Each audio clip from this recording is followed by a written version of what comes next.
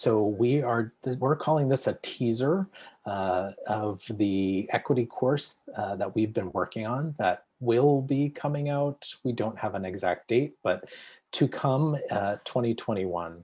Can we guarantee, Glenn, it'll be 2021? I think we can, right? So I'm going to introduce myself and then let Glenn introduce herself. My name is TJ, I live in Burlington, and I am a cisgender, gay, white, neurotypical male. My pronouns are he, him, his. I am, or was prior to COVID, an international math consultant. I missed going to Kuwait, Nicaragua, and Africa this year because of COVID, hoping it's just a pause and not a cancel. And I do work with lots of different organizations and groups, including the Vermont Agency of Education. And last but not least, the All Learners Network. I'm one of their facilitators. And I am a soon-to-be author called Math by the Book, a co-author of that series. I co-authored the 3rd grade, so really excited about that. And I am Glenn Patterson. I live in Burlington, Vermont. I am a cisgender white neurotypical female. My pronouns are she and her. I am a full-time lecturer at the University of Vermont in the education department. My background is in special education. I also work as a part-time special educator in some of our local schools. I do some consulting work with the I-Team of Vermont, and then I'm also working with other. Awesome. I want to just start with, I love memes and little quotes. So I put this for our All Learners professional learning agreements. I think you've seen these already several times today. And I think for this session, most of all, number one is really important for us. We want to create a safe environment for us to have some potentially difficult conversations. We won't guarantee that it's comfortable though, right? Because some of these conversations may not be super comfortable, but it'll be safe. We're not going to allow anyone to bully anyone or be disrespectful. So we have to be able to have those conversations respectfully. We could probably do a great job working with our US Congress and Senate. They need that. Can I just quickly jump in? Sure. And TJ and I both, I'm going to speak for you, and I hope this is okay. Yeah. This is a journey for us too.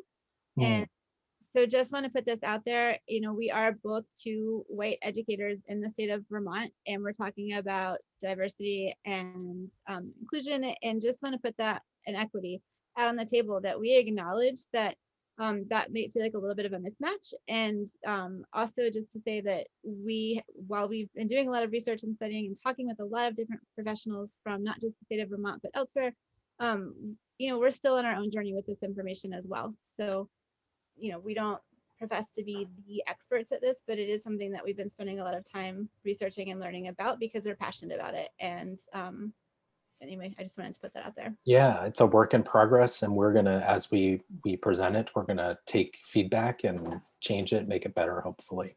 Thanks, Glenn. Can I ask a quick question? Sure.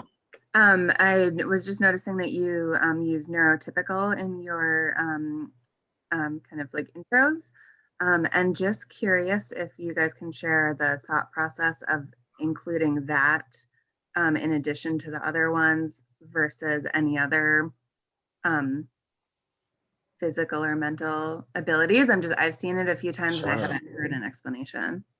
I'll just speak for myself, and I watched the show, oh gosh, I'm forgetting the name of it, but there's a boy who has autism. Atypical, thank you. Mm-hmm. And that's where I first learned the term neurotypical. And so, yeah, that's where it came from for me. Yeah, and I think TJ and I both have that special education background where we are constantly having to weigh in and make decisions of like legal decisions about individuals, and just want to be very transparent about that piece of it too, because we do live in sort of an ableist society, and we want to make sure that we're acknowledging all different types of abilities and persons. Cool, thank you. Yeah, absolutely. Thanks for the question, Julia. So we just want to start with having you look at this image, and just, you can either pop into the chat something you notice or wonder about it, or you can unmute and tell us with your voice, since we're a small group.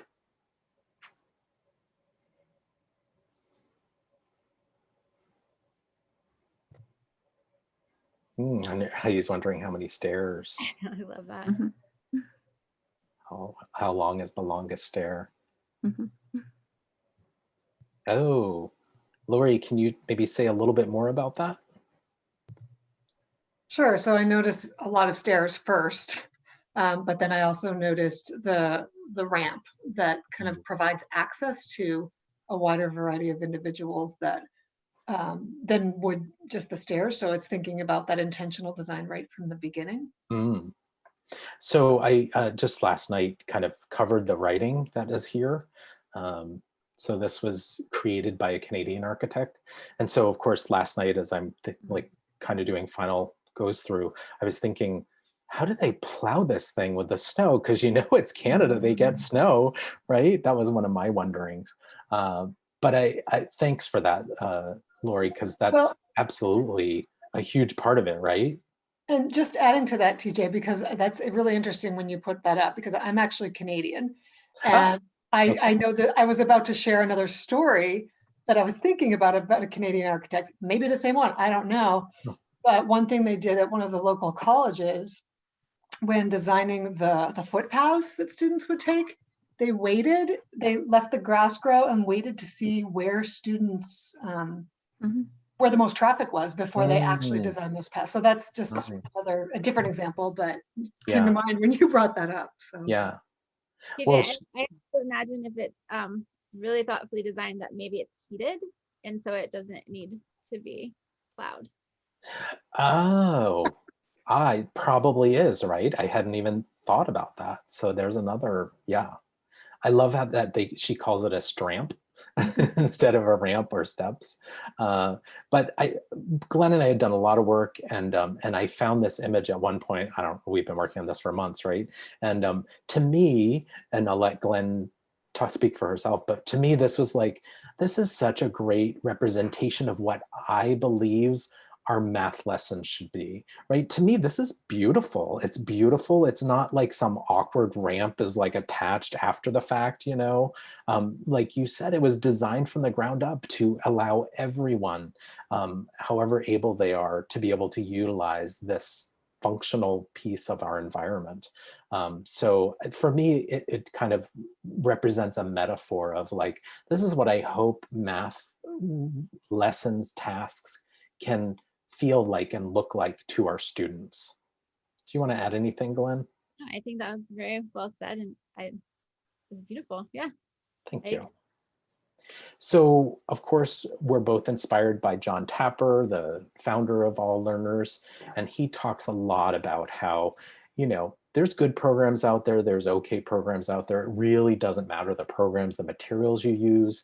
It's really, and so much of research seems to suggest as well, that it's really the teacher, right? The teacher is the single greatest factor in all of this. And so as we started thinking about equity, we thought about what would it be that teachers need in order to be able to design a beautiful stramp, right, for their kids in terms of math. So we're going to start with just a little math because it's right, it's All Learners, and I do a lot of stuff with Fran. So I want you to look at this image I got from Number Talk Images. And I love food, obviously, so this one really caught my eye. And just think about what you notice, what you wonder about this. And in the interest of time, if this were students, I would stop there and just find out noticing wonderings. I'm also wondering, like, mathematically, what do you notice about this? And I created a Jamboard, so I'm going to record some of your thinking on the Jamboard.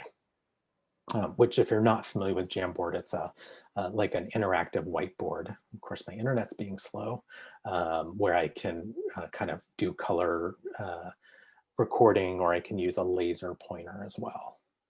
So anyone willing to share something you notice or wonder about that image once it comes up? There it is.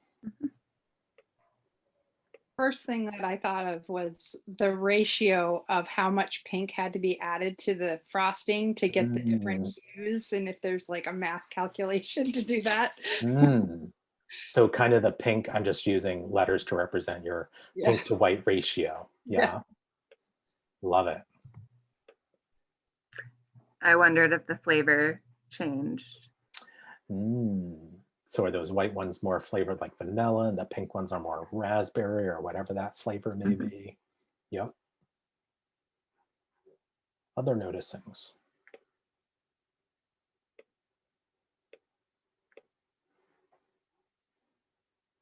What about if we're, second, third, fourth grade? What might students notice mathematically about this? They might notice that they're set up in rows like an array. And how many rows do you see, Jason? I see 5. So there's those 5 rows. Or I always get them mixed up. I always get rows and columns mixed up. Rows I'm counting across the top. So you were talking about the columns. You were looking about the columns. So it's really the columns, isn't it? Gotcha. So 6 rows, 5 columns. Okay. So we can think about both ways, right? Either look at the rows or the columns. Great. And the great thing about that is, and I would probably do this with different colors, but the great thing about that is we can even get into things like commutative property, right? Because 6 times 5 has the same value as 5 times 6, but it's not the same, right? Because when you're talking about these actual cupcakes in real life, like the 6 rows are actually different cupcakes than the 5 columns. Actually, that's kind of interesting to think about Heidi's question with whether it's row or column, right? By rows, the ratio is a lot less. And by columns, you have this kind of more drastic color change. Ombre, right? Doesn't this ombre effect? I do watch some, what's that design show that Tim Gunn is on? I do watch some of that. Project Runway. That's what I'm trying to think of. Yeah. Glenn and I presented this to John Tapper's undergrad course. And Glenn, are you willing to share what that one participant that neither of us had thought of had kind of seen? I'm honestly spacing on that right now. I'm so sorry. Remember, it was like the L, I think, like this. Oh, yes. Wasn't it? And I think he was talking about it like a growing pattern. Yes. Is that right? Yes. And like neither Glenn or I had thought of that, or I don't know, maybe Glenn had, I hadn't thought of it. And we were like, wow, that's really cool. That's a, Did anyone kind of think of this growing pattern, like this L, backwards L? We just thought that was pretty cool. I looked at it as if you started in the top left corner, and that's 1, and then the diagonal is 2, and then the next diagonal is 3, and then there's 4, and then there's 5, and then it does the same thing in reverse. So I could find like half in that consecutive addition, and then it would be the other half, because then it's 5 and 4 and 3 and 2 and 1. Yeah. And at first I was thinking these were like the same color, but I actually think these two are the same. I think this is a different color than this one. I don't know, when I was first looking at it, Heidi, I was kind of seeing that same thing, but I just didn't make that connection to like a growing pattern. Awesome. Any other different ways of thinking about it or seeing it? Or things you think students might see?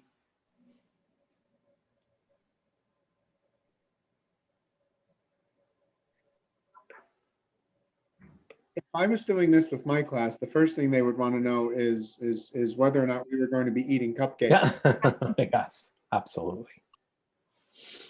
What I love about arrays like this and in actual real things, especially food, is you can look for those smaller arrays, right? So if this is a 3rd grade class, they might be really good with a 3x3, but not yet know a 6x5. So then how could you use that? Because then you can also see a 2x3 over here, and you can see a 3x5 on the bottom. So, you could break it up in lots of different ways or make another 3x3 and another 2x2. So you could really kind of break it up into different, those different arrays.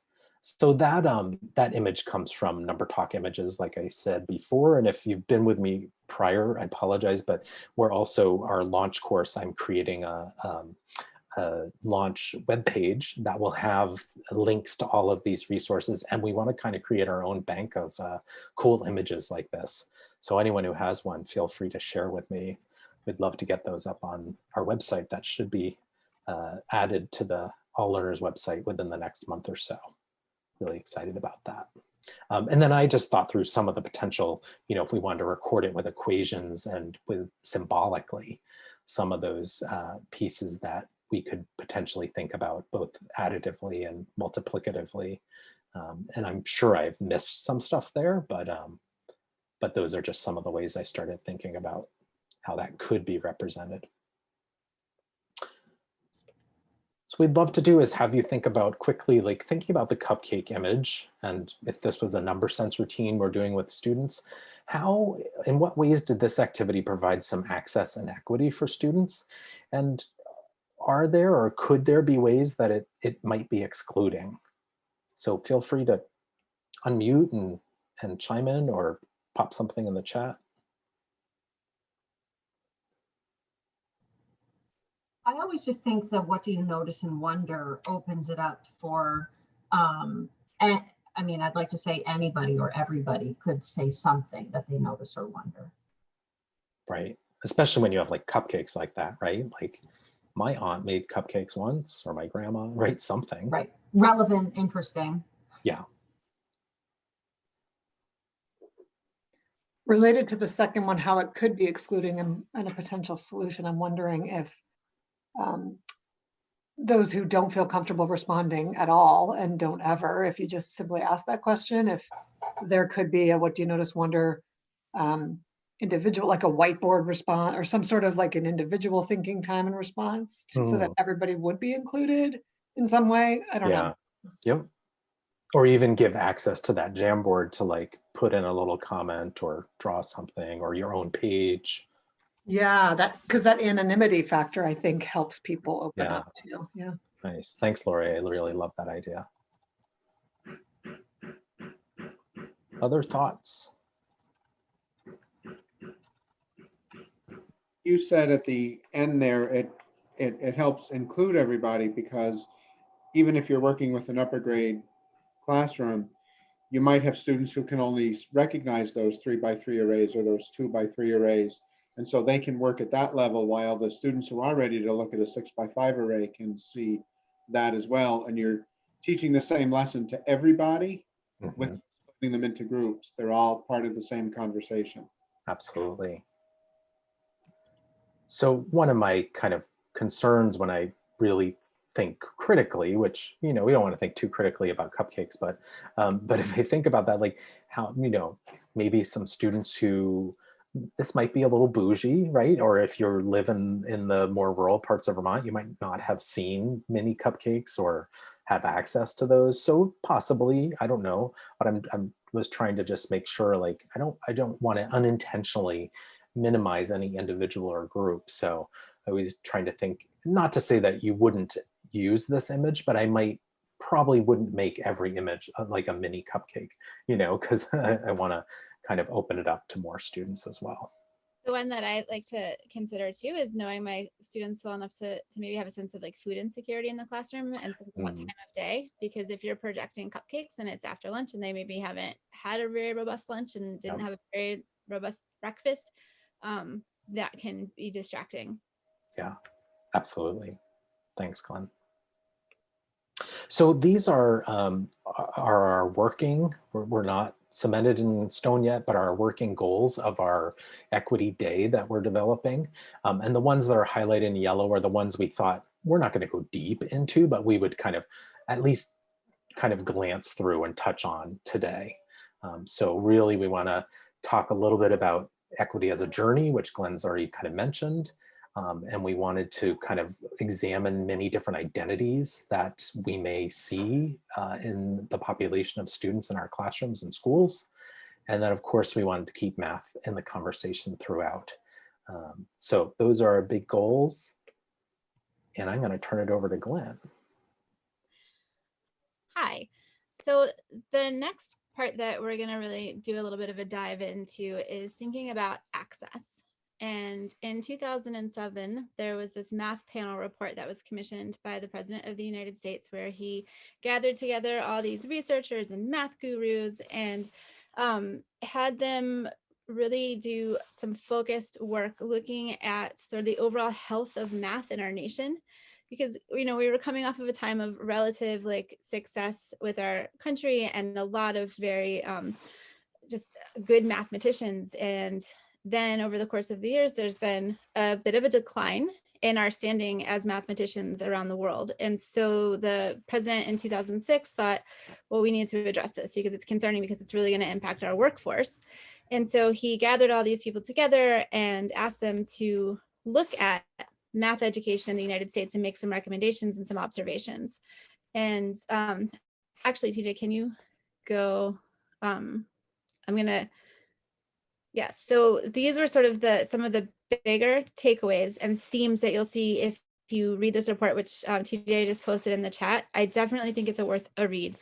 But some of the biggest takeaways and themes that you would see throughout the report is this idea that success in math matters to the nation at large.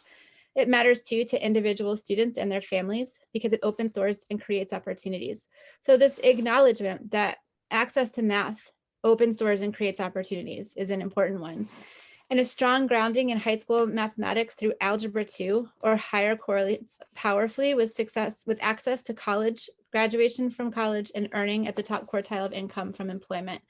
So completion or access to Algebra 2 is an important piece of this takeaway as well, that there is a strong correlation between Algebra 2 and access to college. And that research shows that completion of Algebra 2 correlates significantly with success in college and earnings from employment. In fact, students who complete Algebra 2 are more than twice as likely to graduate from college compared to students with less mathematical preparation. So Algebra 2 is seen as a gateway to college. And so then the panel was further made recommendations about how we're going to sort of close this gap. And really a big part of it is access. So like, who has access to Algebra 1 and then Algebra 2? And so I've done some digging around, looking at our schools locally, and found some interesting information. This is just one school district. It's one of the larger school districts in Vermont. They have an equity and inclusion statement that they put out where they publicly make this data available. So I'm not, sharing anything that I shouldn't be. It's all out there, accessible to any one of us. But in their statement, they acknowledge this idea that successful completion of Algebra 2 is the minimum level of mathematics that ensures that students are college and career ready. When students have not yet completed Algebra 2, they may have trouble getting accepted to college or may have to take additional math classes when they enter college. Some students at this particular high school take a class called Concepts of Algebra 2, but that's not going to be included in the data set that we're going to look at. So in this particular high school, of the graduating seniors, 57% of them completed Algebra 2 at some point during their high school career.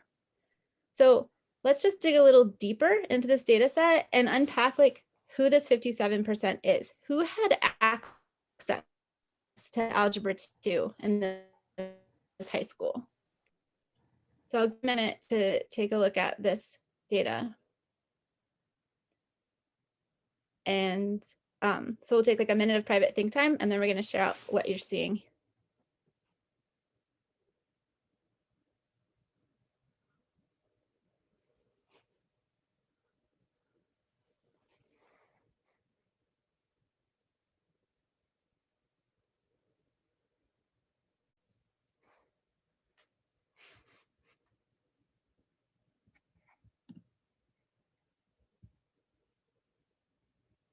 Okay, so does somebody have a noticing or a wonder that they'd like to share out? You can either put it in the chat or go ahead and just unmute your microphone. I noticed that 87 non-FRL versus 31 free and reduced lunch completed Algebra 2. Yes, and I apologize. I should have unpacked that. That FRL is free and reduced lunch. So thank you so much for doing that. I noticed that the percent, oh, sorry. Oh, go ahead. Did you call on someone else, Glenn? Oh, go ahead, Chris. I noticed that the percentage of males who completed Algebra 2 was greater than the percentage of females, substantially. So already it's a little bit like, what's going on? So let's dig a little bit deeper into this data and unpack more. Who are these men and women, young adults taking Algebra 2? I'll give you guys another minute of private think time.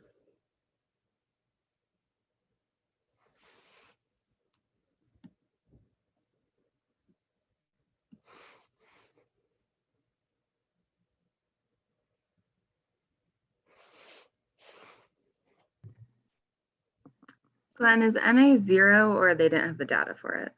Well, we believe in some cases they might not have had the data, but typically when you're talking percentile, NA means you had less than 10. So it's not a big enough number to represent.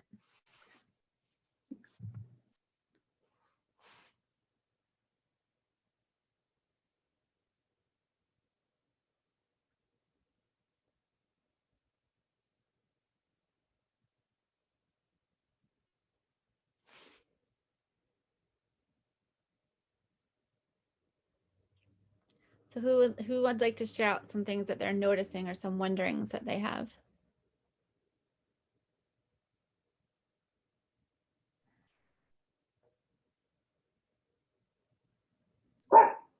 I noticed that there are a similar number of Asian and Black students, and that the NA have completed Algebra 2 for the Black students compared to the Asian students says a lot. Mm-hmm. I noticed just comparing the whites and the Asians, and you guys can correct me if my math on the fly is wrong, but there's 4 times as many white students as Asian, yet there's 10 times as many who've completed Algebra 2. All right, TJ, can we go into the next? Yeah, I just wanted to add, to me, this is like slap you in the face data, right? Like, we should not accept this, is kind of how I'm feeling. Mm-hmm. It's very unsettling. At the same time, not surprising. Like even as you were showing that image, I thought, oh, it's going to be white males. It's going to like that's going to stand out. So it's, you know, not even surprising. This is really I'm sorry to interrupt, but the grade surprises me too. That with the gotta be or higher, like for me, a B would be really meeting your standard solidly so that you were pretty competent when you left. If you're averaging, a C or a D, you might be technically passing, but you don't have a strong grasp on the material. And it's only the white students that have a B or higher. And even that, only 65 out of the, oh, maybe I'm reading it wrong. Nope. 60 out of the 84. But then when you get into Black students and then into Asian students, none are registering for a B or higher. So then I start thinking, are there other classes that they're not? I want to stop you there. It's not that none of them did. It's just not enough of them did to register the percentage. Okay. So then my thought was, are they, again, access in order to understand Algebra 2, are they not being provided the opportunity to get the information they need in order to be successful in that class? It's an excellent question. Again, I would go back to that question of access. Who is gaining access to this, to Algebra 2? And is it that these students' brains are so vastly different? I would, that's definitely not the case. So TJ, go ahead and put it to this one.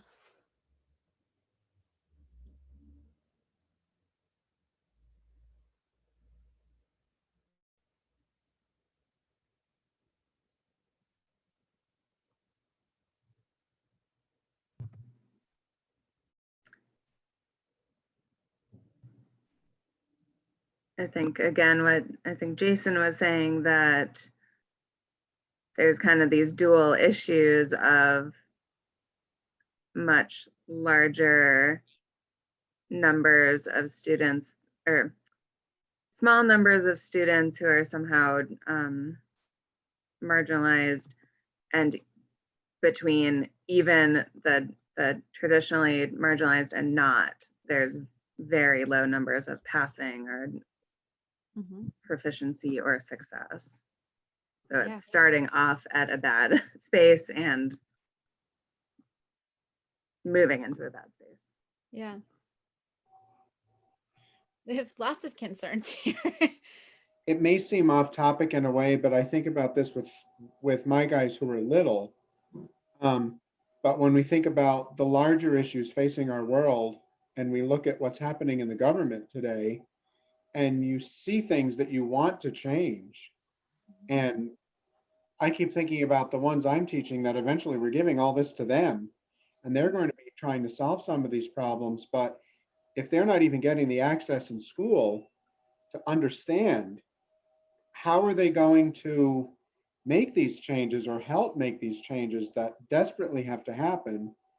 And then it becomes scary that you have this very small population of people who do have access that really can do whatever they want, because who's going to know how to bring about that change?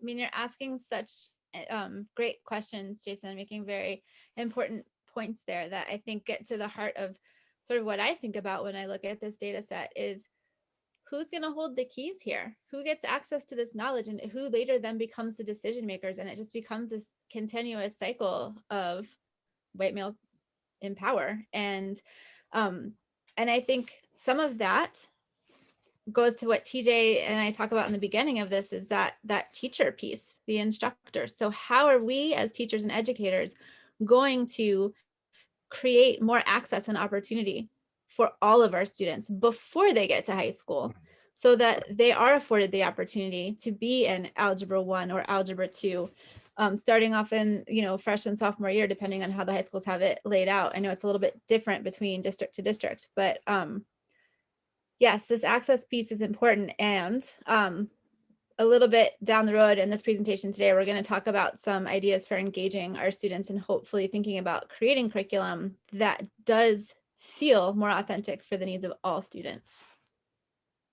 So go ahead, TJ. And I would just add that like these numbers are not a damnation of high school. I think it's of the whole school experience, right? Like it's not high school that's responsible alone for these data results. It's like years and years of minimalization and marginalization. So yeah, that's a huge piece to it. So Glenn really eloquently kind of talked about this journey that she and I are both on, and that we're all on. Really, the journey to providing equitable math is a never-ending journey, right? And there's many paths you can take. There's no one right way to do or to go on that journey. And I guess maybe the only wrong way is to not be on a journey. And so I loved this image as thinking about a journey, and my journey probably would and should look very different than someone else's. And so on my journey, I've had some really great experiences. One was to attend an equity summit, a virtual equity summit that was hosted just about a year ago. It was last January. And Cornelius Minor, who's an educator out of Brooklyn, told a story, and he talked about this term microwave equity, which I'm forgetting the host's name, but he was like, what's that? Like, I've never heard of microwave equity. And when he told the story, it just clicked for me. And he said, I was sitting down to watch a movie with my girls the other night, and they said, let's make some popcorn for it. And he said he got out the oil and the butter and the pan, and they looked at him like he was crazy and were like, Dad, just make some microwave popcorn. And he was like, no. Like, that's not good popcorn, right? Good popcorn takes time, energy, effort. And so I'm going to cook it on the stove, and I would throw a little Tabasco in there too, because this is how I make popcorn. I'm a popcorn connoisseur. So clearly that's why it spoke to me. So this idea that we read a book, or we listen to a podcast, or we have that speaker come in and do a session on equity, and then we're done. Like, that's not how we as educators should be addressing equity. It really needs to be a journey. It needs to be ongoing. There needs to be continued eyes on and focus on these ideas around equity. And one of the biggest things to think about with equity is the idea of identity. And it might feel we're veering a little bit from mathematics when we talk about this, but it's so important as teachers that we understand on some level. We might not fully understand, but we understand different identities, especially identities that are different from our own, so that we don't inadvertently marginalize any individual or group of students. So of course, Martin Luther King Jr., Dr. Martin Luther King Jr. Said this quote, and I thought this was a good reason why we need to talk about identity, because anyone who's being minimalized or marginalized, whether it's intentional or unintentional, that's not just. And so we should all be concerned about those things and making sure that we can restore justice. Dr. Erica Buchanan Rivera also spoke at this virtual summit. You can see it was January of this year. And she said that words are powerful, language matters. So things like when someone says their pronouns are they, them, their, and I've heard friends of mine say, that's not proper English. I'm not going to use that. I'll just call them by their name. I won't, but I'm not going to use their pronoun. Like that still matters, right? It matters that someone identifies as that pronoun. We should honor that. And in some investigation I did for a presentation I did a while ago, Heidi, you were there actually, I think at the Ed Camp, I talked with Gustavo at the Pride Center here in Burlington, and he said the point of language isn't to harm, it's to communicate. So we may not fully understand like someone whose pronouns are they, them, their, but we don't want to harm that person. We don't want to minimize or marginalize. So having a basic understanding will help that we're not using language in a harmful way. Another piece that I thought was important was just to define identity. So identity is just the fact or being of who or what a person or thing is. And this to me is so powerful that if we don't talk about identity, so if we say like, well, that doesn't really have to do anything with math, or that doesn't have to do with reading and writing and the things that we're responsible for content-wise in school. But if we don't talk about those things, then we default to the dominant identities. And what would that data we just looked at would suggest to me is that the dominant identity, which has been for probably centuries, right, is white, and I would hypothesize heterosexual men, right? That's been kind of the dominant group that's shaped history, that shaped what books and what we think of our history and everything that shapes our world. So we have to be able to engage in these not necessarily comfortable again, but safe conversations about identity, because we want to be able to have the identity of each individual honored. Recently, I was at a Making Math Moments summit, which was also virtual over a weekend in October, and there were lots of great speakers. And this came from, oh my gosh, I didn't put his name in, Sunil, who is writing several books. He's also from Canada. I think it was, who was it that would like to know that? Laurie, right? Yeah, Laurie would like to know. He's from Canada. He's from Ontario. But this slide to me, just like this was kind of a, pull all the punches here. So that idea about alienation, well, that occurs way before difficulty in learning.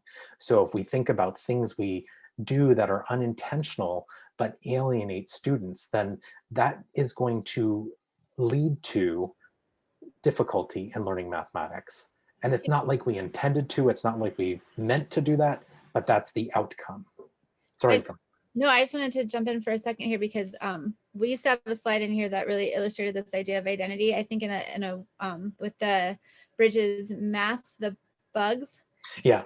It was this activity that if any of you have done Bridges math, you had to create a beetle and it had defining characteristics. And it was very binary. So that it was like, it could be a male or a female and that was it. And so you think about a student who doesn't identify as either, sitting in a classroom and not feeling that there is any sort of representation of who they are given in the word problems. I just put that out there as an example because I always like to keep this math in the back of my head here. How does this play out in the classroom? Well, that's a very basic way it can play out. And TJ, you had another example of the ratio problems in middle school that are often boy, girl. And yeah. Again, I just reached out on Twitter and I'm like, hey, I'm trying to find math examples that are good math, right? The math is good. That's not the problem, but the problem was the identity piece. And this one teacher out, and I think she's somewhere out in the Midwest, said every ratio problem at middle school is boys and girls. And she sent me some examples. I just saw a math problem where it was, if there are this many students at a school dance, how many couples can there be? and a student asked, what do you consider a couple? Yeah. Which is great, you know? Yeah. Yeah. That's my college students have this language that they like to use in class when somebody makes a comment that is inadvertently harmful to somebody else in the room. They'll say, ouch. And then the other person says, oops, just to acknowledge, like, put it out there. That wasn't, you know, so that's an example of like an ouch, oops of, you know, that wasn't intended to be harmful, but it does cause harm to some students who don't see themselves represented. Right.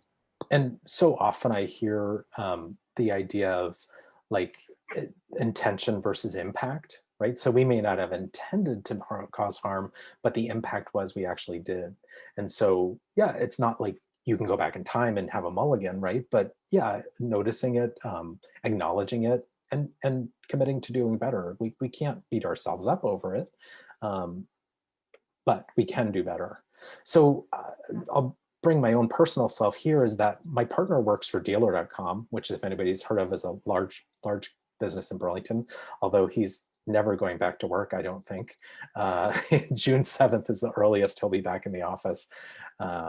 Anyhow, the reason I bring him up is because his company, which is one of the largest privately owned companies in the United States, is constantly bombarding him with messages about, we need you to bring your authentic self, right? In order for you to be the best, most productive worker that you can be for this company. First of all, you have to balance, life balance, all of that. They're great about that, but they really talk about this authentic self. So no longer are we trying to like squeeze our, you know, round selves into square pegs. Really what companies are looking for is people that are themselves. And so the earlier and the better we can help young learners identify who they are and feel comfortable with who they are and really develop their own identity, then I think the stronger, you know, student body we're going to have coming out of education. So in our research, we found this identity wheel, and I'll let Glenn talk a little about the woman that it came from because she knows her way better than I do. But we loved this idea. So Glenn, would you mention where it comes from? Rebecca Haslam, Dr. Rebecca Haslam, is the one who has created this identity wheel, and she does a tremendous amount of work in equity. Mostly her background is literacy, but we were fortunate enough to have her come in and sort of help us put her eyes on this presentation. And so the basis of this identity wheel is her work. Yeah, and we like this, and we were planning to use it. You can see the math is a little bit different font there. So we were gonna like make it ours by making a math part. But then at that Making Math Moments Summit, I went to someone else, actually was Dr. Farshid Safi, had this identity wheel, and this middle pyramid was actually rotating around. It was a live kind of GIF kind of thing. And what I liked about his was he had a lot of the similar and as well as some different pieces, but this idea of two things I really loved about his was the complexities of identity, because yeah, identities are really complex. Like you can have two people who are both have very similar backgrounds and racial and cultural and all of that, but could identify in different ways and honor different parts of their identity more than others. And this dotted part of the circle here for him, what he explained that as is like, these are identities that we don't know about that you might have your own. So that made me think more about like what I wanted to move away from in Rebecca's was this, each of those identities has kind of like this equal part of the pie. And I felt like that doesn't necessarily stay true for all of us. So we've created our own identity wheel. And you're going to actually fill out one. I'm going to show you what it looks like before I share how to get there. But we've created a Google Doc. So it looks like this. And you are going to create your own identity wheel. So we have some questions here with stars that you may choose to think about as you fill this out. And we'll give you just a little bit of time to do that privately. But what you must do is think about your math identity. So what is your past math identity? Through elementary school, through middle and high school, maybe into college. And so we want each of you to be able to share in a small group about your math identity. You can choose to share whatever their other piece, but these pieces here are all movable. So like I might choose to think about ability status, and I could move that into my circle. I could change the color, the size. And so instead of a predetermined piece of pie, and you can see math identities already in there because that's a have to, you got to talk about that. Then you can kind of decide which of these you want to share or think about, and how big or small they'll be, and make them rainbow colored if you wanted to. That's probably what I would do if I was filling that out. So you have several ways that you can access this. We have a QR code there that you can hold a camera up to with a phone or an iPad, or you can do that teeny URL, or if Glenn, if you don't mind popping that chat link into the chat. Yeah, you the can tiny link URL. it right there. I can do that. So we're going to have you spend a little time on your own. Just, you'll have to make a copy of that slide, the identity wheel slide, because it's view only. So once you open it up, just make a copy and then it'll be yours and then no one else can see it. And then play around a little. And let's give you 2 minutes to just kind of fiddle around with your own identity. And then we'll have some folks share if you want to about your identity, but we'd love to hear some of your math identities.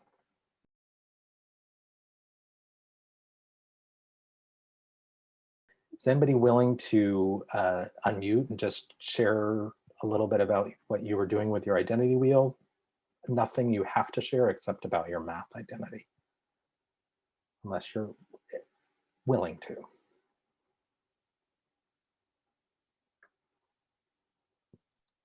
I don't mind sharing. Thanks, Heidi. I pulled into the circle the factors that I thought contributed to my math identity, which are language, education, race or ethnicity, and social class. Like, of the choices, those were the ones that I think contributed to my math identity. And then I put race, language, and education at the top, and I made them red, white, and blue. Mm-hmm. And then I made the social class green. And I think that many of the opportunities, privileges, or just preconceived ideas about who I was or what I knew just based on those 4 things contributed to how I was treated as a student, and therefore provided opportunities for me. Nice. Thank you so much for sharing, Heidi. I was hoping people would like play with the colors and, you know, kind of personalize it. Anybody else willing to share anything that you did with your wheel? I can share that I had Thanks, a lot of trouble figuring out the size. I started to make them all like really big and realized that wasn't going to fit. And I got a little bit hung up on trying to choose, is this how I see myself and think about myself versus how others perceive me, and the difference that, you know, those have in, you know, most everything, but especially in education and in the math education that I received. The ups and downs of that, kind of for better or for worse. Yeah, I think it's really interesting once you start thinking of how do I think others perceive me? That's really makes you step outside of yourself almost. Mm-hmm. Somebody somewhere I've seen has gone through a process like that where it's been explicit to think about your identity as others perceive you and as your own, and also like hidden identities that are a big part of who you are but are completely, you know, other people wouldn't be aware of. Yeah. And that's where I got stuck, even just about the math identity. So I've done the identity wheel a couple times. So I just started thinking about the math identity because I haven't yet, and was trying to think about, well, geez, how far back do I want to talk about? Because some of the things really link to now. And so I started thinking more about how my math identity has changed over time. Nice. Be interesting to do like a timeline of that almost. And I love that you brought up kind of those hidden identities, Dana. One of the things I'm hoping we get to explore, and it might have to be in day 2. I mean, the worst part for Glenn and I is coming up, where we have to kind of edit our work because we have more than 6 hours worth of stuff. And I love it all. But is thinking about that, you know, some people have identities that are invisible. Like for me, being a gay man, I can hide that, right? And that, in some instances, when it's my safety, is a good thing, but in others, it's like, you know, how many African-American people have had to come out to their parents as African-American? None. But every gay person has had to come out to their parents as gay. So, you know, that's not easy. So it's like, there's no right or wrong. There's no better or worse. It's just, there are some things that are hidden about you and some things that are not. People can see your face. They can see your hair. They can see these things. All right, I want to move on because I don't want to cheat Glenn out of her part here. I don't feel cheated. So we're gonna shift gears a bit and come back to this idea of curriculum. And you know, we have this currently a structure, as it says here, where mathematical computations are sort of at the driving force of our curriculum. So that's like in the center. And then we sort of build our content around this idea of like computations and problem solving. Can you go to the next one? But I think, and especially, well, any age group, truly, but I especially think about this when I think about middle and high school students. I have 3 teenagers myself, and I certainly know how much more engaged they are when the focus is real world. And then we're sort of embedding that curriculum, that mathematical content around things that they're passionate about, or that they're enraged about, or that, you know, small people have big feelings, especially teenagers. They have really big feelings about things, and they don't often have the information to back up these big feelings about things. So giving them a platform to talk about these really sticky, tricky things can be a highly engaging way to sort of reel them into a mathematical classroom. So I'm going to give us an example of a high school number talk. And I'm sorry, I couldn't see my air quotes, my number talk, that it's a little bit, it's fun because they definitely have strong feelings about this. So take a peek at this map. What do you notice and what do you wonder?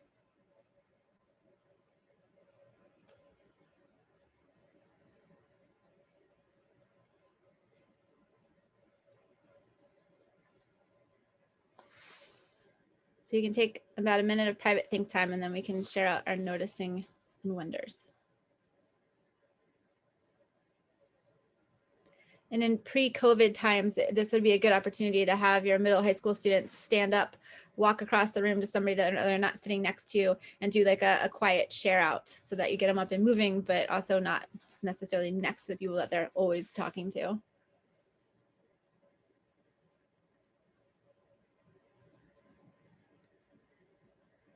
All right, what do people notice and what do you wonder?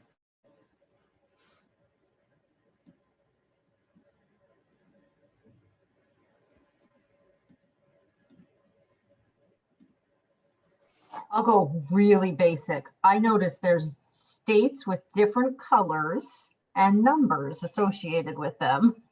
Yeah. But the number doesn't seem to correspond with a particular color.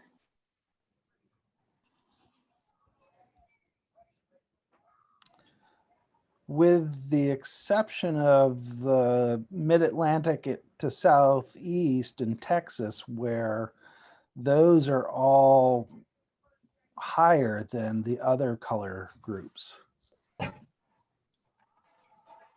Yeah, I was also going to say there's lots of zeros, ones,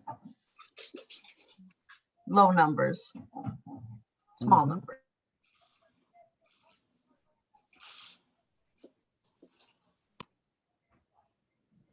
What do you wonder? What the heck is this about? What is it? What do the numbers mean? What do the colors mean? Tell. Why is blue zero? I mean, why is zero blue and gray? How can California only be 6? Excellent question. Or maybe the question. Why is the Northeast blue and also the coast in Kansas? Okay, TJ, do you want to go on to the next one? We won't keep you waiting too long.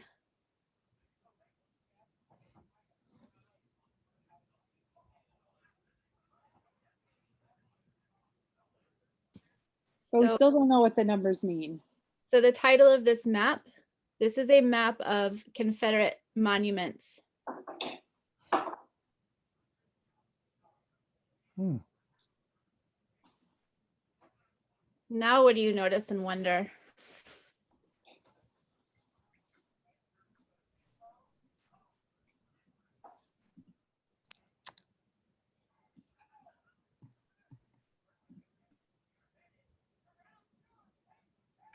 There are lots of monuments in the Confederate states Mm-hmm.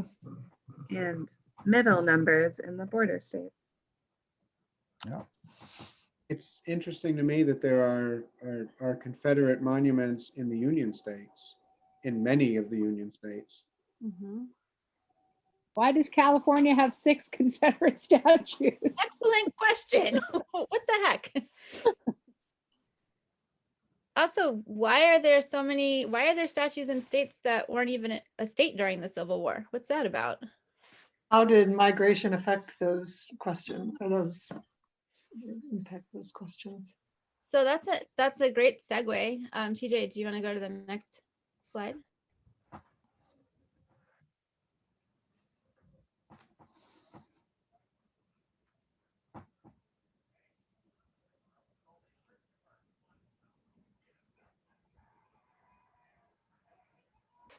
The one that I put in the chat, but I don't know why it's not pulling up right, so I'm gonna have to take a minute and play around with that. Is a timeline. It will link eventually to an image of a timeline that also is an interesting graphic that shows the spikes of when these monuments were produced. And what is interesting is that the bulk of the monuments were created 50 years after the Civil War.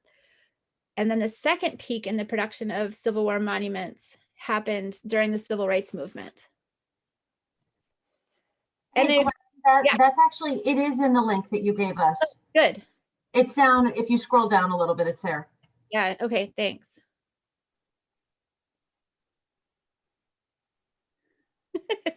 Sorry, this is a little clunky. We'll have it fixed for the next group that gets to.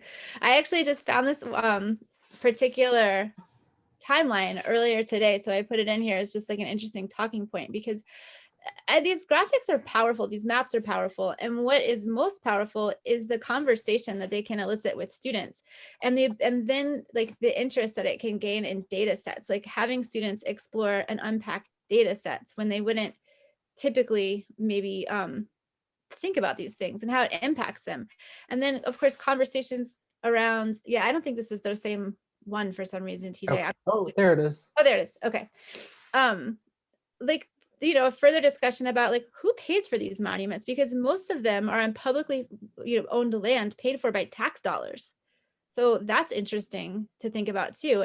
And all the math that we can bring into our class and the level of engagement that can happen around these types of conversations. And again, it can be so quick as just like a number talk where we're musing about data points and thinking about data, or it can be part of a larger lesson. So this is the timeline that I was telling you about, where you can see that first peak and the production is happening.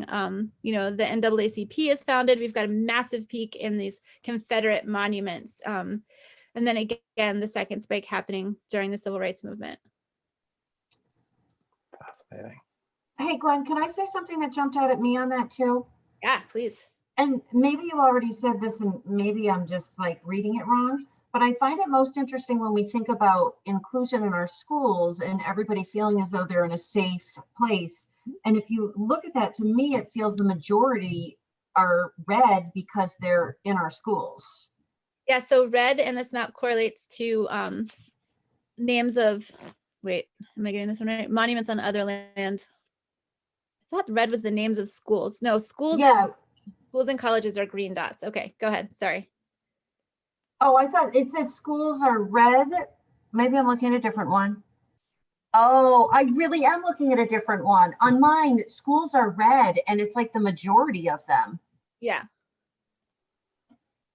No, there was and that I think correlates with the blip in the around the 50s with the civil rights movement, is when we had this rash of naming schools in reference to people who served in the Civil War, generals and such. Like, just interesting. But you get really robust discourse with your students when they're all riled up and fired up about these things. Lots of engagement. So something that I also find heartening is the head of the NCTM, the president, put out this statement in 2016, which I really think encompasses sort of our big ideas here. Like, what we teach more than mathematics. You know, while the subject we teach is mathematics, we need to always remember that we teach mathematics to students. And our students' success in the classroom is dependent on our ability as teachers to create an emotionally safe and welcoming classroom environment for each and every one of our students, regardless of their background. I love that idea, you know, that we teach students. And this was a quote put out again by NCTM right after the incidents in Charlottesville, Virginia. As educators, teachers of mathematics, and a council, we support the use of mathematics as an analytic tool to challenge power, privilege, and oppression. We encourage all educators to challenge systems of oppression that privilege some students while disadvantaging others. We encourage all educators to create socially and emotionally safe spaces for each and every student. And we urge educators to create structures where each and every student can be fully engaged in our democratic society in constructive ways. We owe this not only to our students, but also to the society we wish to inhabit both now and in the future. And Robert Berry, who's the current president of NCTM, he presented those Making Math Moments seminar, our virtual summit, and he talked about teachers are identity builders. So that's a really nice connection to this as well. So we only have just a couple moments. Again, this is just a teaser of our 6-hour course we're developing and hoping is out sooner than later. We hope that you are taking away some ideas and thoughts, and we are very open to feedback and ideas about all of it as we're still developing it. But we hope anything that you learned today that you're moving forward with, you're not thinking that it makes what you did yesterday wrong, it makes tomorrow better. And we would love any feedback, thoughts, or happy to answer any questions.